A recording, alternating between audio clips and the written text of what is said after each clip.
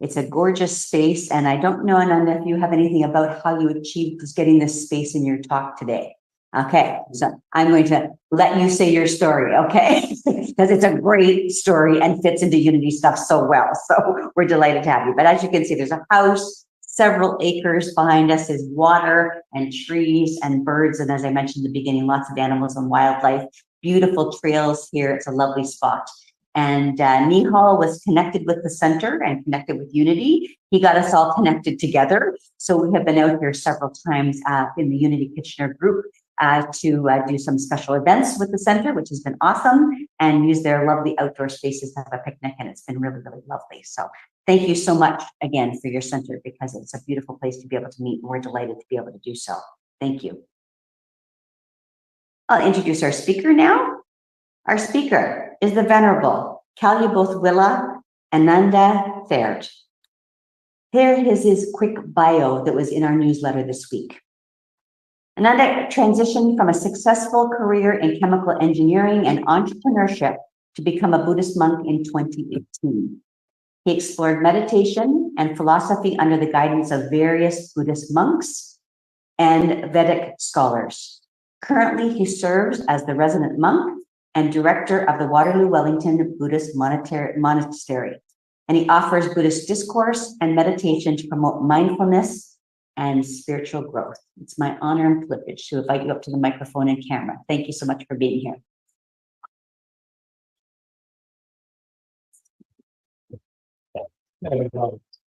So thank you, everyone, and thank you, Marilyn. And as it was mentioned, that I think the association between Unity Kitchener and Waterloo Wellington Buddhist Monastery and Meditation Center, which is a bit of a long name, so let me shorten it by calling it the Lake Monastery.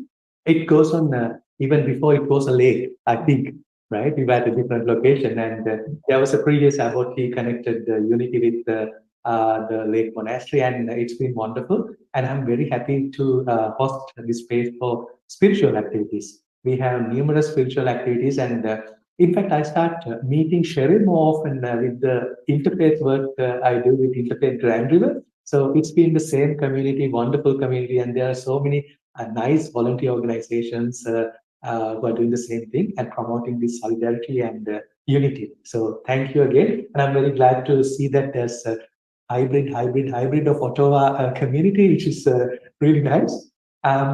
So again, Barry's Lake is a protected, environmentally sensitive policy area, which is the sort of highest rating a wetland can get in the Ontario system.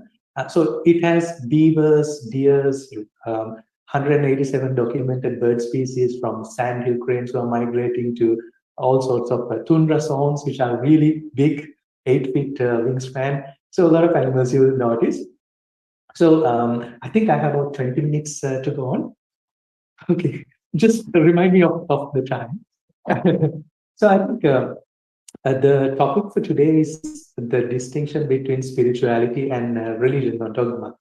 And before I start that, I think all our thoughts are predominantly shaped by the exposure that we get in our early childhood, early periods of life.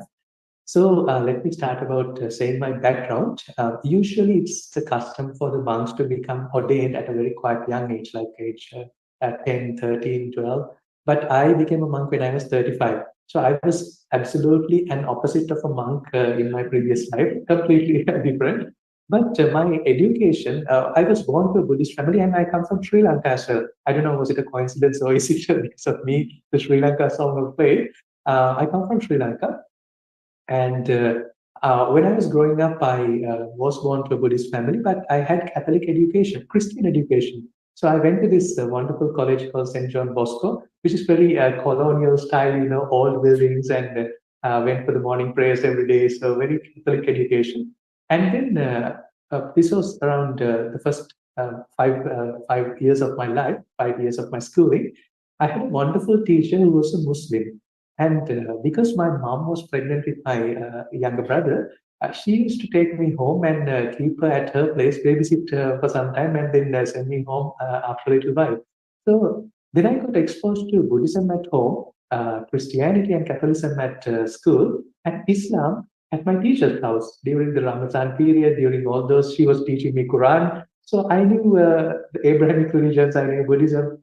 And then at the age or the grade 4, I had to come to Colombo, which is the capital. I was in the middle of the country, it's central Sri Lanka.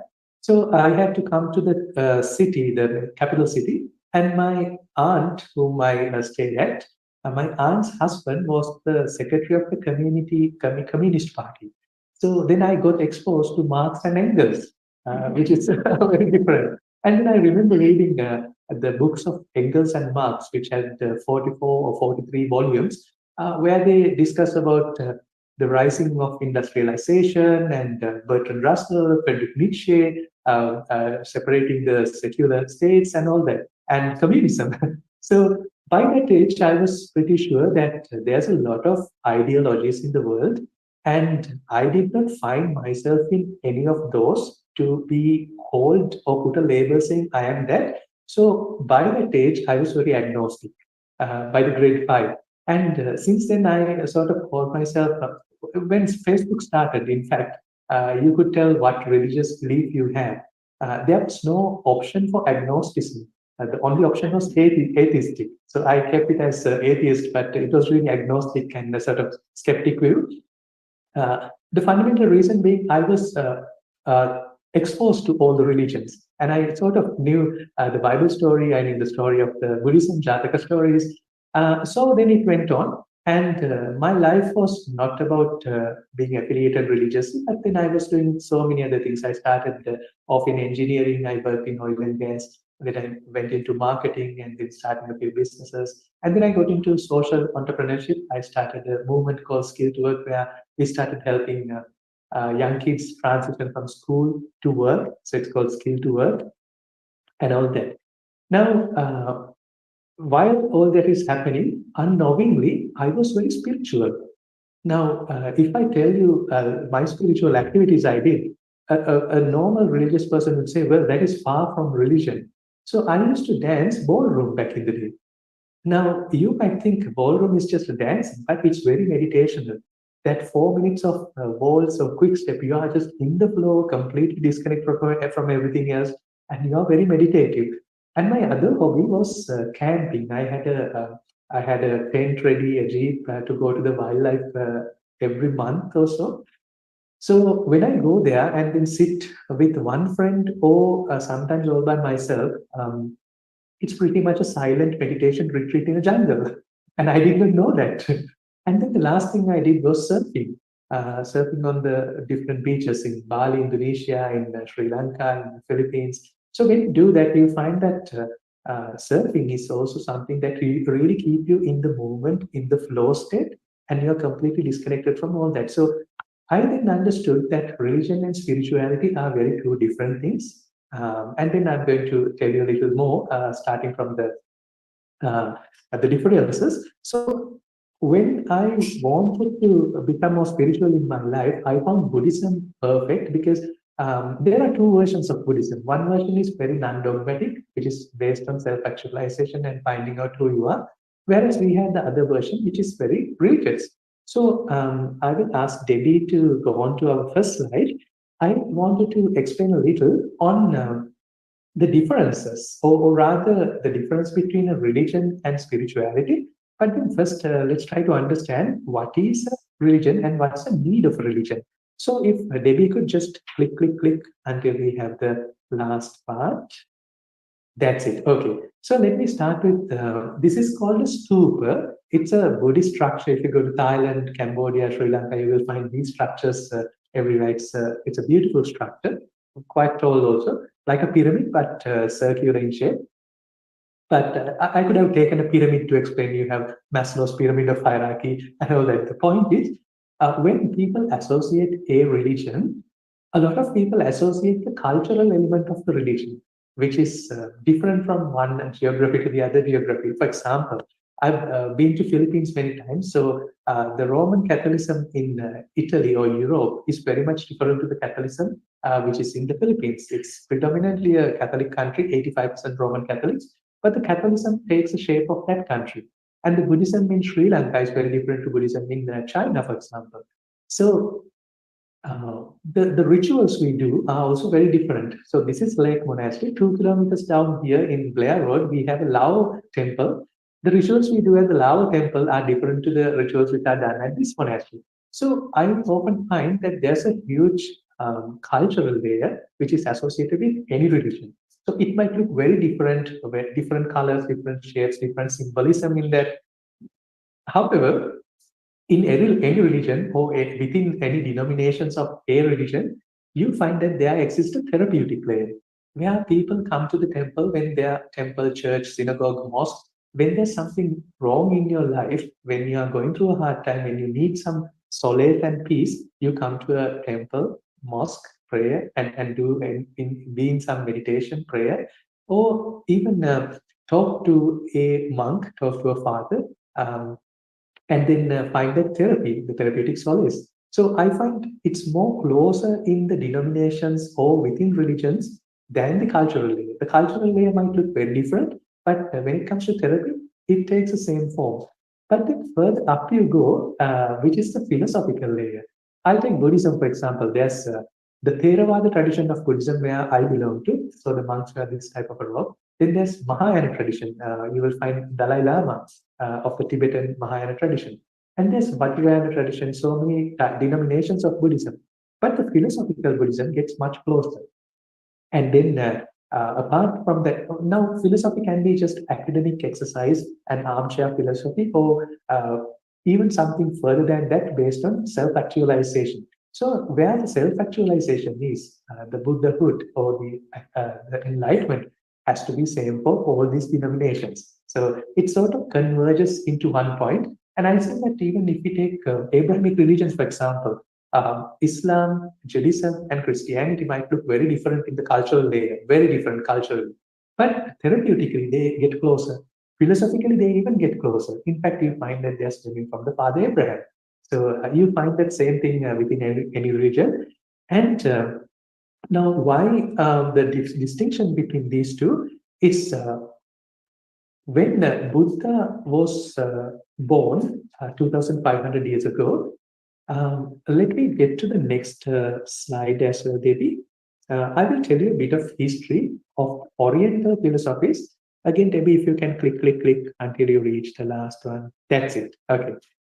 So this is a story you find in India about Hinduism. Now, there's no one religion called Hinduism. It's a compilation of many different ideologies, sometimes even very contrasting ideologies.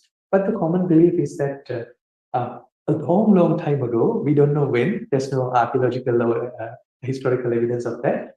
Let's say 15,000 years ago, there was this person called Adiyogi, or the Lord Shiva, who came to the world with all the knowledge of enlightenment and all the knowledge of science, astrology, medicine, whatever. And then he started imparting that knowledge to his 7 disciples called the rishis or sages, 7 rishis. And then it went on. So there was a fantastic period where that knowledge of enlightenment or liberation or emancipation was alive. But then it came to this post-Vedic period, which is about 3,500 years from now, where people completely forgot those words. The words he had about emancipation and liberation just boiled down to mere chants, where people did not understand the meaning of that chant, but they were just chanting it. And it did not make any sense. And naturally, when someone has something which is valuable, of course, you can make great economic profit out of that.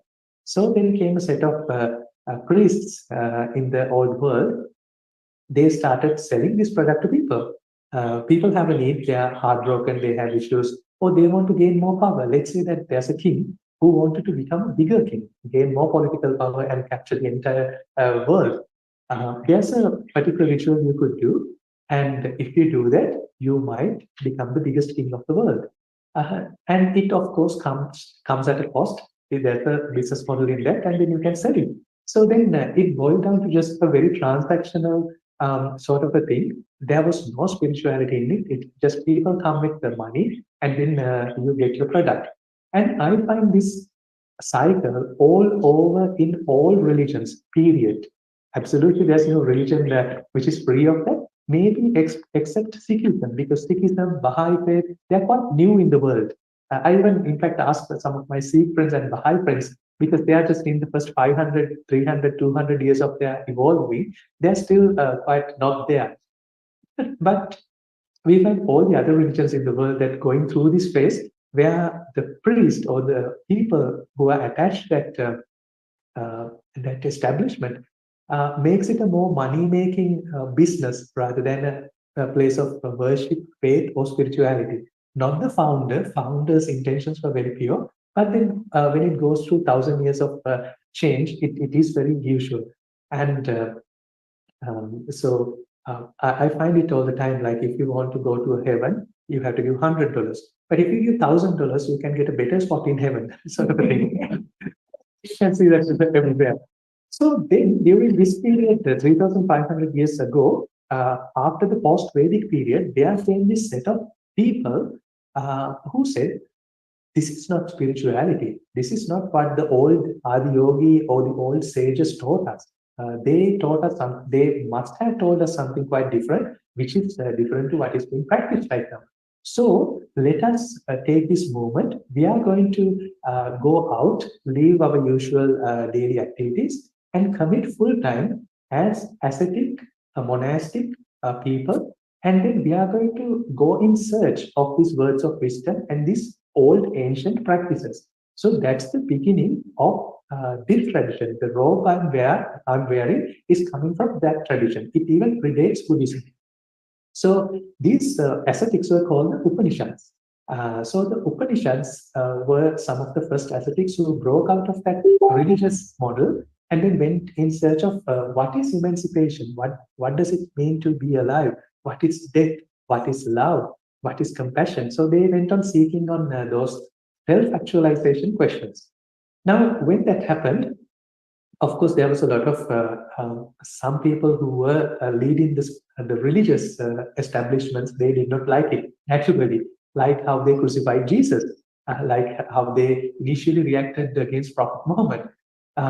They did not like these Upanishads very much, but then the whole world went through this very enlightening age, where this period from 2,500 years ago to 3,000, the whole world was called the axial age, where while Buddha, Jaina Mahavira, and so many other Upanishads were coming up during this period, in the Far East Asia, Confucianism, Taoism was coming up, Confucius was alive.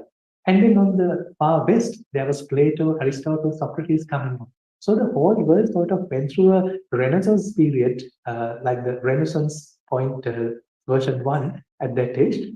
And it's called the axial age. So there's a lot of spiritual enlightenment, spiritual awakening. People started speaking more philosophically rather than religiously.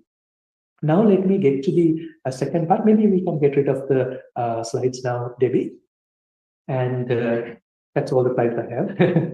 So, so then after this period, what happened was there was a lot of talk about what is being spiritual. So then the rest of the slide says the all different ideologies people went into. In fact, if we look at the major religions of the world right now, all these religions are stemming from those philosophies back in the day, 2,500 years ago during the axial age. And now let me bring my talk around the difference between philosophy and dogma. I have this fantastic book of Bertrand Russell, the history of Western philosophies. And in the first chapter, he covers how philosophies and dogmas are different. Are you aware of the difference between philosophies and dogmas? I'll give you a quick example. Philosophies, for example, they say are a set of questions where there is no definitive answer. Philosophies are a set of questions where there is no definitive answer. Is the world bound by fate, or is the world deterministic, or do we truly have free will? Now that's an age-old debate which is still not resolved. There's a question, but there's not one answer. It's a debate. Dogmas, on the other hand, is an answer where you can't question. So that's the difference. You can't usually question the holy book. You have to believe in it. Philosophies are a set of questions where there's no one answer. Dogmas are a single answer where you can't question. Usually it's like that. So while that being the main difference between between the spirituality or philosophy and dogma. Now let me connect it to Buddhism. So the version of Buddhism I always follow and I see is very non-dogmatic. There's no a particular set of beliefs that you need to. There's no precursor like that. You have to start with a set of beliefs because it's about trying to explore yourself. In order to explore yourself, in order to be mindful, in order to be meditate, you don't need to have a set of beliefs. You are in fact trying to look into what your beliefs are and then trying to understand what makes you who you are, because our beliefs makes us who we are. Now some people could say that this monk is a Sri Lankan monk, but that's if I am bound by the notion that I am Sri Lankan. So to take a quick example, the Barry's Lake, this side of the Barry's Lake is owned by the Cambridge city, and the majority is owned by the North Dumfries city. There's a line between at the edge of the lake. One part of a small chunk, about 2 acres, is owned by the Cambridge. The majority of 80 acres is owned by the North Dumfries, and there's a line right in the middle of the lake where you can see on maps, Google Maps, and everything. But I find beavers, butterflies, fish, they don't know that. Right? What is Canada? It's very weird that we have Alaska, which is not part of Canada or Russia, and it's United States. So we find all these conventional realities that we as a group or individually try to believe in, and then it becomes a reality. So there's a distinction, a particular word in Buddhism for this: a conventional reality and an ultimate reality. So it definitely does not fall under the category of ultimate reality. It's just a convention. More people start believing in it, it becomes more real. So when we look into our beliefs, we have a lot of conventional beliefs, which are not truly through our five senses or our inferential knowledge, but through our belief system. So it's very imperative that we understand our belief system, because it is sort of the filter that we are wearing all the time and looking at the world through those filters, the colored glasses. So now, again, coming back to the difference of spirituality and religion. Back in my childhood or my young self, I was doing an experiment of spirituality. It did not sit in under any sort of religion, because religions would refuse people having too much fun. No religion likes people having a lot of fun. In fact, if you look at all the commandments of the precepts, they say don't do it. You are going to end up somewhere else, which is not good for you. So I find religions sometimes are, again, with all due respect to all religions, I completely understand the need of religion. That's why I shared it in the first slide. I come across people who are really desperate, who are really heartbroken and frustrated and depressed. They can't understand the religion, or they can't understand the philosophies as a neuronormal person or a person who's in a normal condition would. Everyone goes through these phases in life. And I find religion is sometimes like a set of crutches we use. You don't use it when you're healthy, but when you're unhealthy, you have to use it. So again, this is not to disregard religions. We need religion as a function in the society. Death rituals, for example, humans did not start it. The Neanderthals started it. 120,000 years ago or 80,000 years ago, there was a shaman who was performing death rituals for the Neanderthal dead beings. So this is an age-old tradition, and we need to acknowledge it, respect it, and even cherish it. It's beautiful. It gives us the diversity of the world. But then again, there's also another sector called spirituality, which has nothing to do with this fear-based approach. You're not afraid of your afterlife or what will happen to your afterlife and all that. It's not based on fear, and it's not bound by rituals or traditions.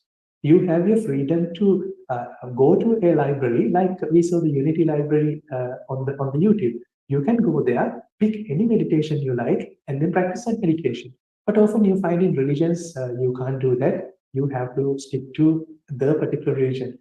And there are over 4,700 religions in the world. Every religious person, every believer of that would say, my religion is the most correct religion in the world. So that's the same dilemma I had growing up. Everyone at school, at home, at my teachers, at the Communist Party, they were saying we are the correct people and we describe the world the best. I found that everyone has flaws, and these are just a lot of ideologies. Our spiritual exercise should be to inquire, not to disregard, not to blindly follow, but to inquire and then make it our personal experience. So, again, the main differences between the organized religions and spirituality is that we find religions have to be very structured. They are around rituals, they are around cultures, and there's a hierarchy in that. There's a set of words you have to do, and you have to opt. But spirituality does not limit yourself to do anything of that nature. And again, if you go to Bertrand Russell, you find that in describing religions and dogmas and philosophies, you find dogmas to be a little more authoritative. There's a little bit of hegemonic nature of that, where you come from a special place and there are masters and not slaves, but teachers and followers. But in Buddhism, there's this wonderful phrase called Kalyana Mitra, which means noble friend. In Buddhism, although we find the Zen masters and all that, the true idea of Buddhism is just we have great friends, not master-teacher relationship, but a friend relationship where we are equal. A teacher can learn from a student as much as a student learns from the teacher. So it's a two-way street, right? So I find that, and I can really resonate with what I find in the Buddhist scripture, because Buddha was not there for the organized religions, but then there's always the cost of standing up for not religious spirituality, but it comes with a cost. Jesus had to get crucified because he did not want to be put in a particular category. He was just compassionate, helping people. Buddha, although Buddha came from a slightly more advantageous place, being a princess himself and being born to a royal family and all that, he was slightly advantageous, but he had his fair share of atrocities by these organized religions. In fact, he was standing up against a lot of ideologies that people are good or bad based on their caste that they were born into. Buddha stood up against it. No person is good or bad based on their birth or their birthright. It's how you think, it's how you act. That's what makes you noble or untouchable, not your caste or religion. So, because he criticized that notion which comes from a holy book, at his deathbed, Buddha had to walk quite a long journey. 80 years old Buddha, people in that area, the priest, they said, people, do not give water to Buddha. So Buddha could not find water at his deathbed. So there was no house which was willing to give water to Buddha. And then his closest disciple, whose name was Ananda, which is the same name of mine, he had to go to a hoof print where there was some murky water, and Buddha had to drink that murky, muddy water at his deathbed.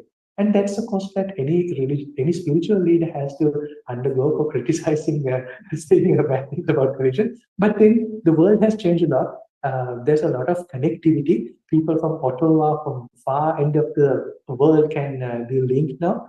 And I think that's a wonderful thing. People are more open to ideas. They are thinking more openly.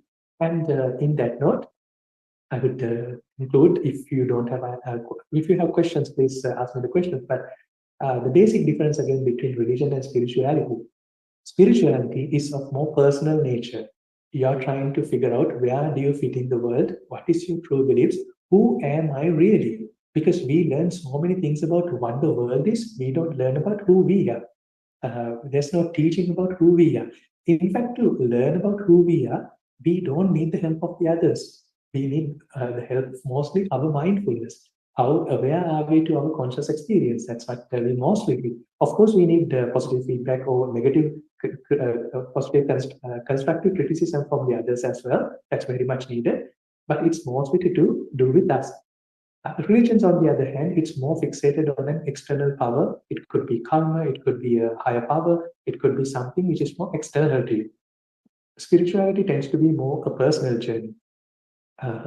Religions come with a more structured, organizational, hierarchical, dogmatic, hegemonic sort of a view, whereas spirituality is for you to explore. It's free. You can pick and choose whatever which resonates more with you.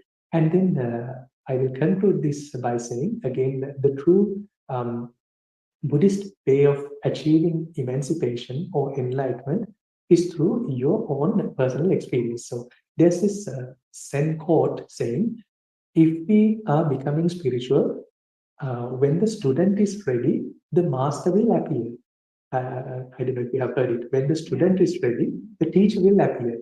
But then it goes to the next part. When the student is truly ready, the teacher disappears.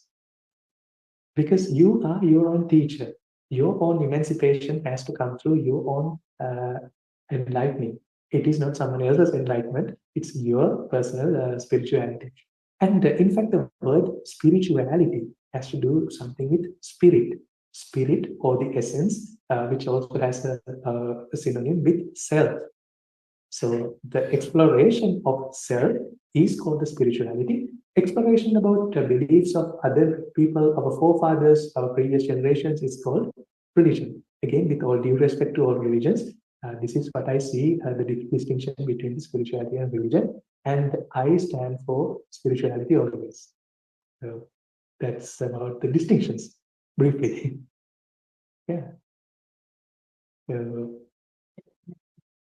Meditation. Okay. So when we go to the meditation, let me teach you about this meditation called the compassion meditation. Now, compassion meditation is a nice idea. One day, a friend told me, love is not a noun, it's a verb. Love is not something that you conceptually think about, but it's something that you do. It's a verb.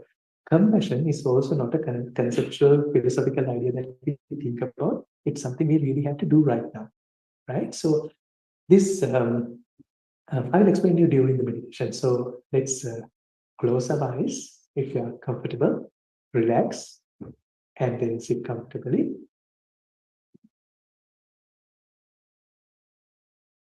Listen to that beautiful music. Thank you very much for that. It's really beautiful. Let's enjoy that. Now let's listen to the silence. It was beautiful. So we'll bring our attention to our nostrils, our chest, shoulders, nasal passage, where we can feel our breath. We can feel the flow of air through our nostrils, nasal passage.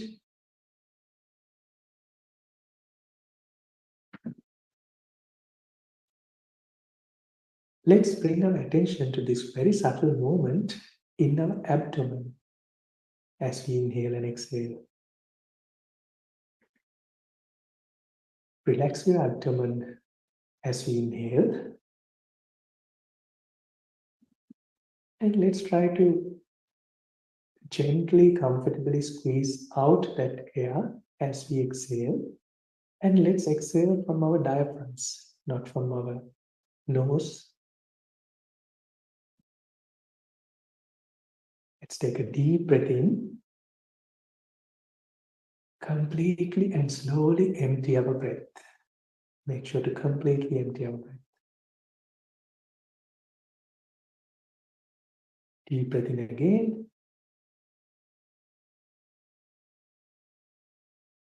Exhale completely.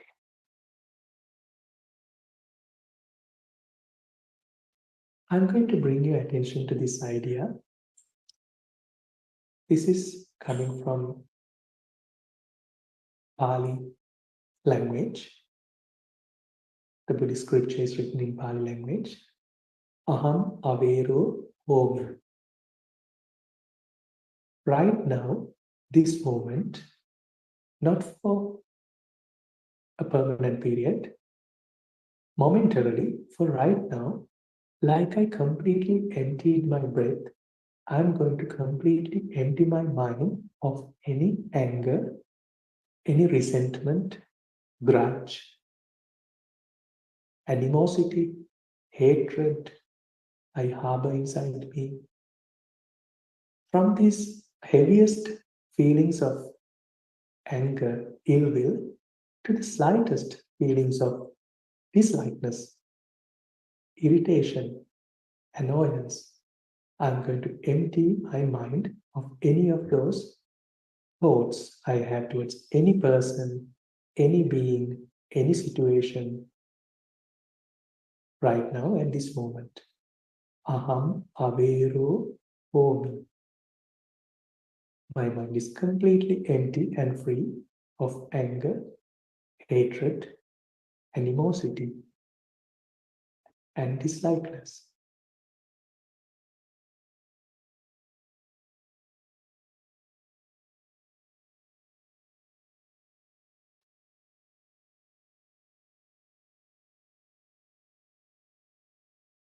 I'm going to take the next few seconds to completely empty my mind of any fear that I have about the future, my life, my health, the well-being of my loved ones, the environment, the world.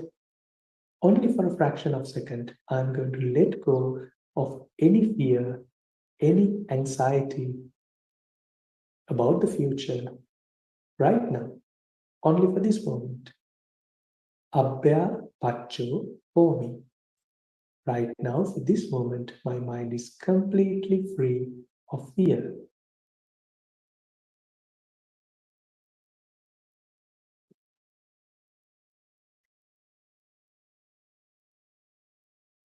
I'm going to take the next few seconds to completely empty my mind of the compulsive nature of my mind, the addictive nature of my mind, the habits, cravings, which sometimes can bother me.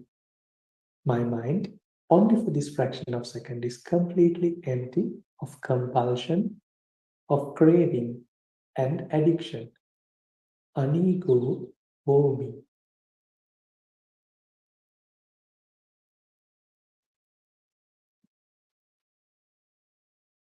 Aham avero homi. My mind is free of anger, animosity. Abhyapacho homi. My mind is free of fear and anxiety. Anigo homi. My mind is free of craving and addiction. Right now, I'm enjoying the most peaceful and the blissful nature of my mind, which is luminous, which is pure, the best version of my mind. Sukhi attanam pariharami.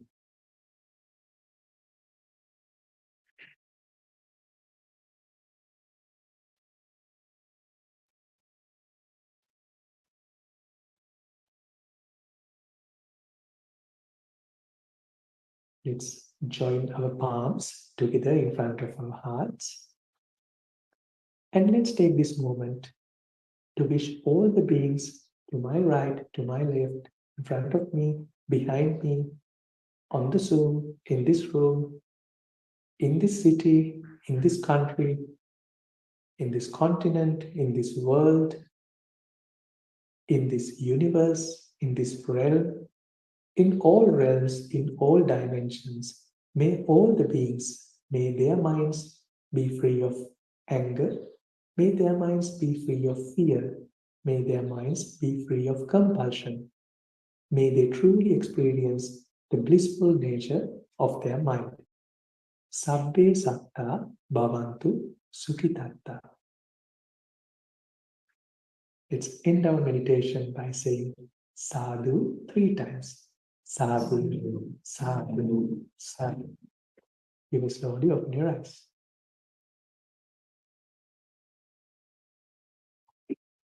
So that's compassionate meditation. Thank you to all of you.